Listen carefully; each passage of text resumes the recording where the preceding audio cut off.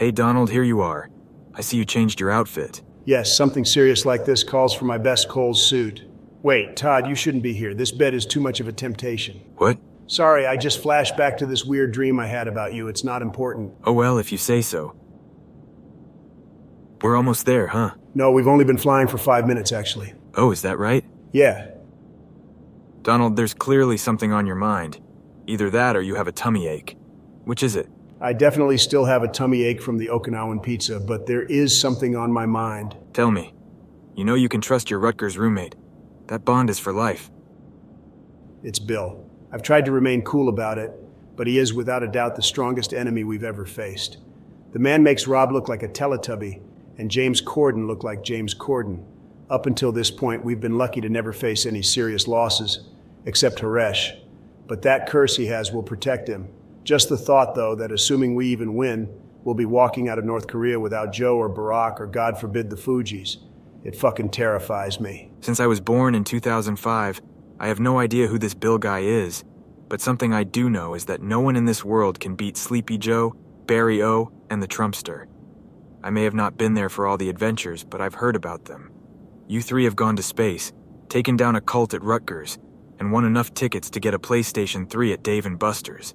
Who could dare to face men like that? I have to be honest with you, Todd. We never actually got enough tickets for the PS3. We were only able to get a pocket full of Tootsie Rolls and one of those plastic frogs that jumps. But about the other stuff, yeah, you're right. Maybe we can do this. That's the spirit. Now let's get back to the others.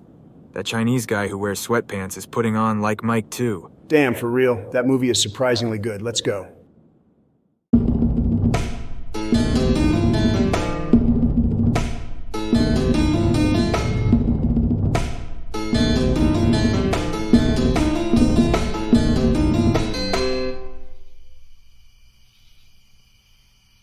Thank you, Matthew. That was very moving.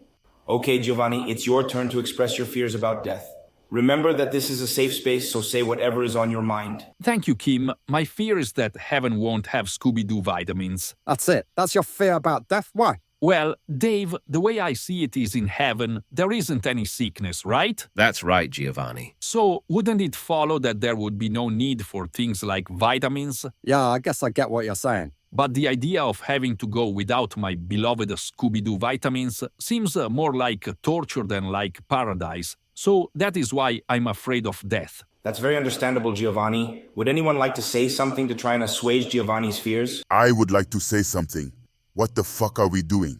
Why have we all resigned ourselves to death?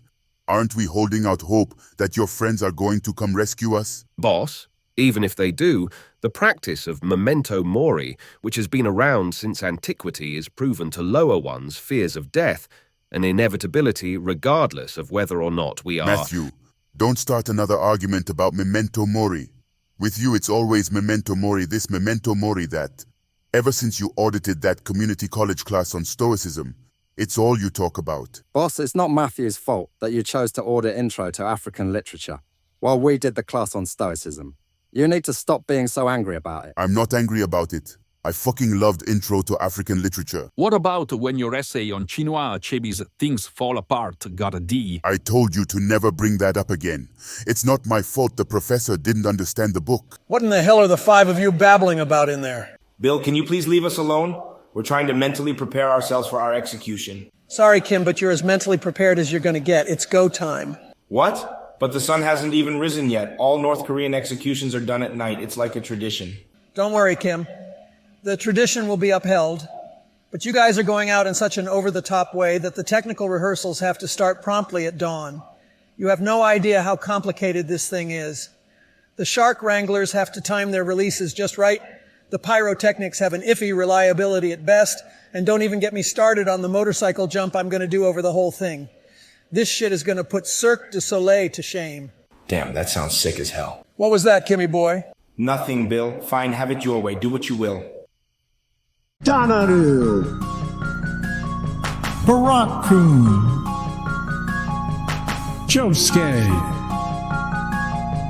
AI presidents, AI presidents.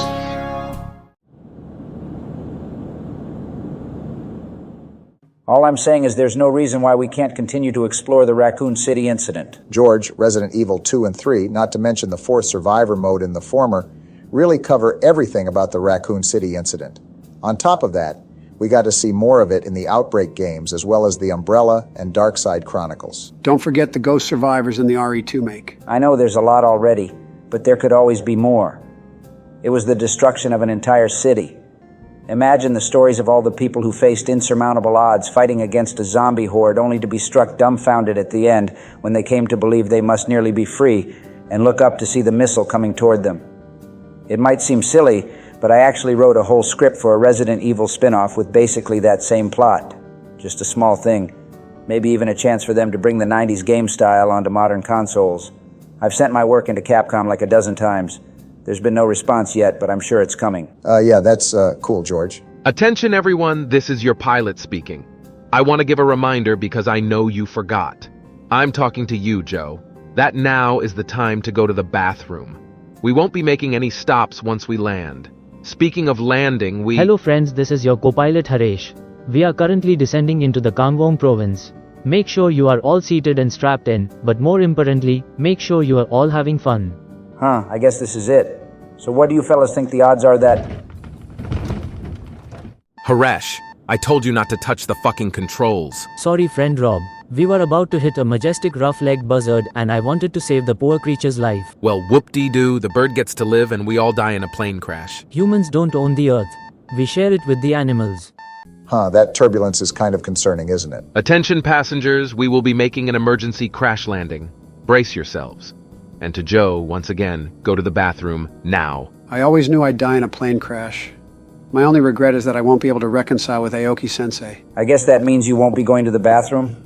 We should have known that this was probably a convoluted plan of Rob's to kill us. Oh, that must be what he means when he talks in his sleep of his ultimate revenge. I was wondering what that meant too. Excuse me, did you guys sleep with Rob? Yes, but unfortunately not in the way you think. Unfortunately? Barack, the heart wants what the heart wants. Here it comes. See you all in hell.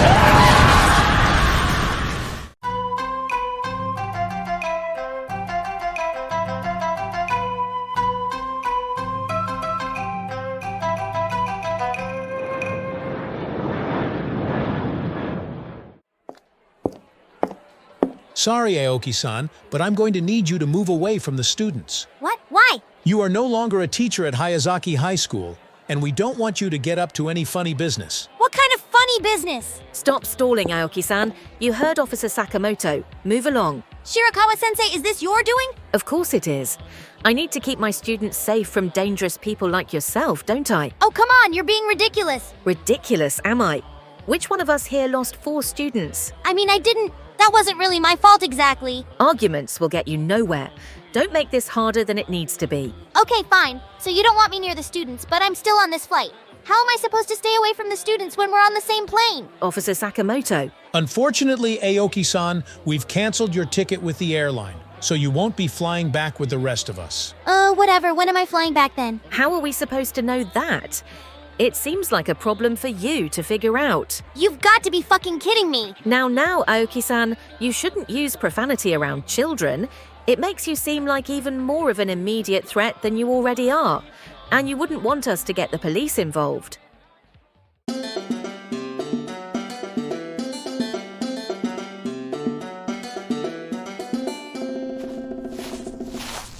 Don't go wandering off too far. This isn't a break. We're only here looking for information and a vehicle to bring us to Pyongyang. Hey, Rob. What do you want, Barack? I was hoping you could fill me in on a little more of the plan for when we reach Pyongyang. You have a plan, right? Yeah, I have a fucking plan.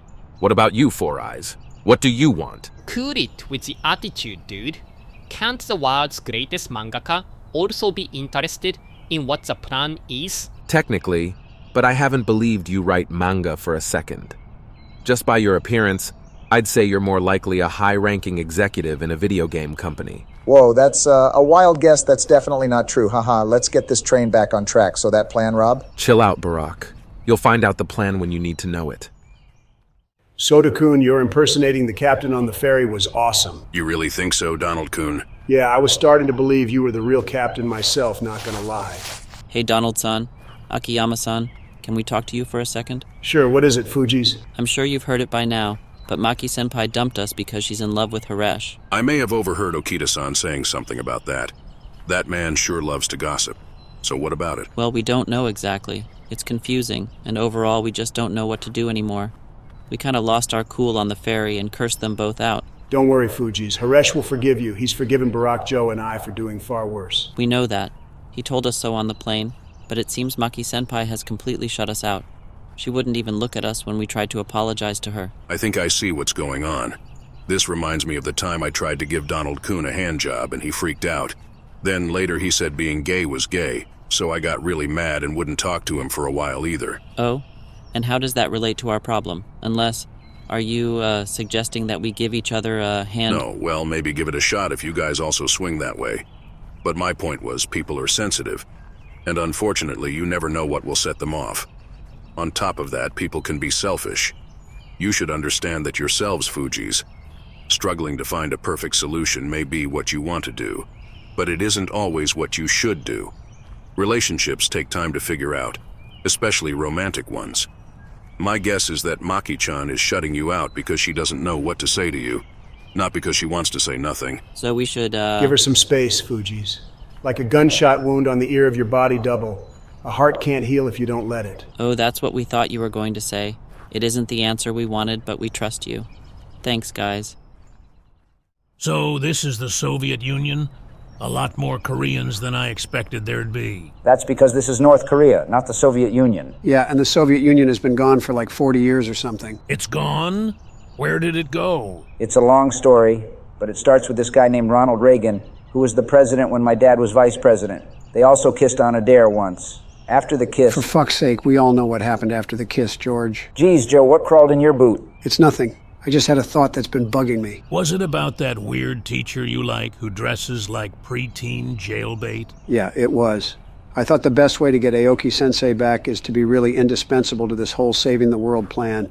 But I feel so far that Rob, Barack, and Donald are doing all the leader stuff, while we are more the dumb comic relief. Excuse me? If anyone's the dumb comic relief, it's Todd, not me. Face the facts, George. With his slender frame and prominent cheekbones, Todd is clearly the eye candy, meaning that of your trio, you're the dumb guy. Oh God, you're right. How did I not see it before? Don't be too hard on yourself. It takes a long time to come to terms with one's weaknesses. Personally, it took me years to accept that I was far too tall to play a munchkin in The Wizard of Oz. Okay, Joe, so we're the idiots, but what do we do about it? There has to be some way we can be useful. There is. You see that car over there? What about it? Rob told us we're here to find a way to get to Pyongyang. I say we steal that car. Then we'll be heroes to the group. Joe, that's a Volvo sedan. It will hardly fit 14 people inside it. It will if someone sits on my lap. George, decisive men of action, like we need to become, don't worry about the details. They just act. Now, come on. So, Haresh, how big is your, it's gotta be pretty big, right? Do you mean my heart, Maki-chan? It is big enough to hold all the love I have for my friends. Haresh and Weird Girl, where are George, Joe, and that crumbling bag of dust? I chartered a bus and we need to get on the road ASAP. I don't know, I think I saw them. Hurry up and get in. Joe, what the fuck are you doing? I'm getting us to Pyongyang. You can thank me later. I'm not thanking you, and I'm not getting in that car. Yeah, you might want to reconsider that because the people I stole this from seem pretty mad and mentioned something about the military, I think. Ugh, I can't believe this. Whatever.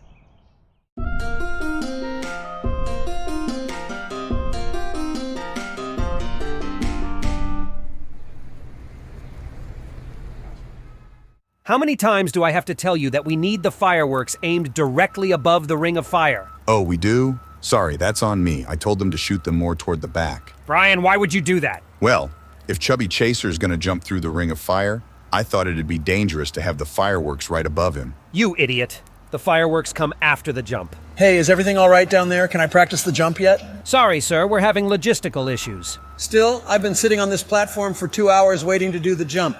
Do you have any idea how hot this leather jacket is? Don't worry. Everything will be cleared up very soon.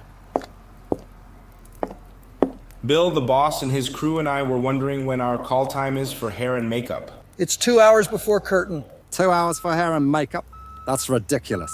It's not like we're playing Elphaba and Wicked. Dave, it's probably because we have a fight call to do as well. The hot one is right. We have a fight call right after. Why the fuck do we have to do a fight call for an execution? Listen, do you want to do this thing right or not at all? I'd like to do it not at all, please. Sorry, but that's not an option. Then why did you ask?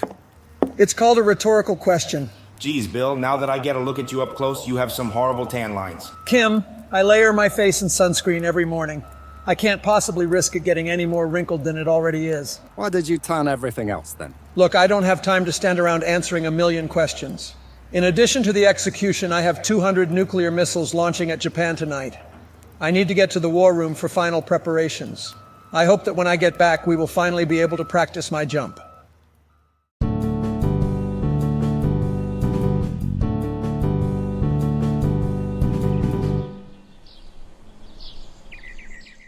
Let's go over what we know. Actually, can that wait for a second, Al?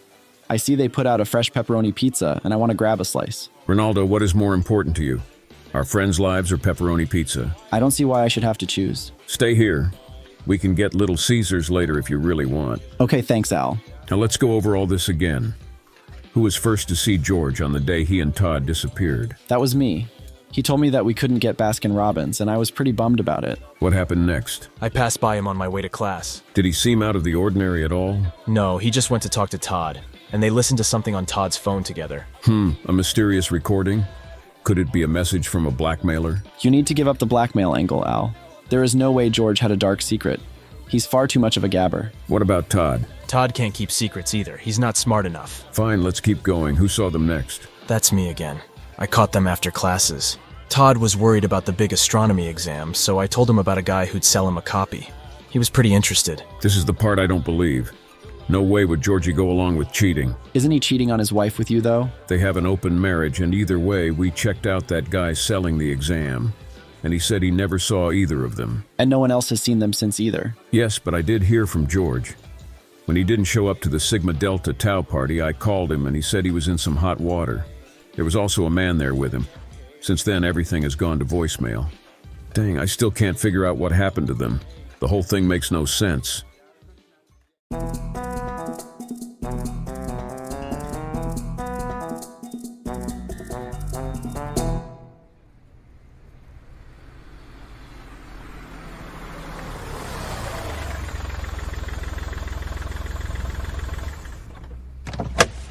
Everyone get the fuck out immediately. After what happened in that car, I can't stand to look at any of you. So unless you've served as the President of the United States, something I still doubt, but now's not the time to argue the point, get out of my sight. Hey, do I count as having served as the President of the United States, Rob? George, do you really think that what you did in those 8 years counts as serving as the President of the United States? I mean... George? No, I guess, not. Then no, you don't count. Rob, why are you so mad? I got us to Pyongyang, didn't I? I just spent 3 hours with Donald's ass in my face, and you're asking why I'm mad? What's wrong with my ass? Rob, you had it easy. All three of the Fujis were sitting on my shoulders as I crouched down in the space in front of the passenger seat. Do you see me complaining? Oh, did I forget to mention that I was sitting on that homeless man's lap the whole time, and he kept whispering in my ear, calling me Yuki-chan? Was he hard? What do you think, Barack? Fair enough. You had it worse, but we're here now. Look at it. Bill is most likely right inside there, and so is Kim. Maybe so, but this is far from the end. Making it to the arena is only half the battle. The other half is still to come. Who knows what kind of forces we'll face? More importantly, who knows what kind of wacky, unnecessary shenanigans are going to hold us back? I know a few. I was thinking about some wacky, unnecessary shenanigans to do while I was driving. Joe. Me too, not gonna lie. I have this idea where I release a bunch of rats and just see where that takes us. Lord, give me the strength to not strangle them. Rob, calm down. I'll keep everyone in line. Nothing is gonna go wrong. Barack, I don't believe you. Seems odd that Bill is letting us just wander around like this. Don't be fooled by a false sense of freedom, Dave. This palace is a fortress. There is no way in and there's no way out. I mean, there are doors, but like guards are probably standing at them, I'm guessing. Hey, Kim, what is that? Those? Oh, they're just some weird-ass statues of my dad and grandpa. I know they're creepy, but it's the sort of thing people want for some reason. No, I mean that over there. Giovanni, don't go wandering off, or you'll get lost like that time at Six Flags. Matthew, why did you have to bring that up? How was I supposed to know that he'd run away in the 2 seconds I let go of his hand to tie my shoe? Boss, you saw Giovanni eyeing the guy in the Daffy Duck costume. It was clear he was itching to say hi. So was I. But you didn't see me chase him across the park. Guys, come look at this. Giovanni, what did I just say? No, please, it's like some special hallway behind the wall. A special hallway? Holy fuck, Kim. It's a secret passage. I didn't know you had anything like this. Neither did I. My dad must have built it, probably to sneak in and out ghostwriters. Dude claimed to write a book about opera and thought no one would call him on his bullshit. Hey, so if you didn't know about this place, Bill probably doesn't either, right? No, I can't imagine he would. That means he'll likely never find us here. So we can leave? Maybe. But the question is, where does it go?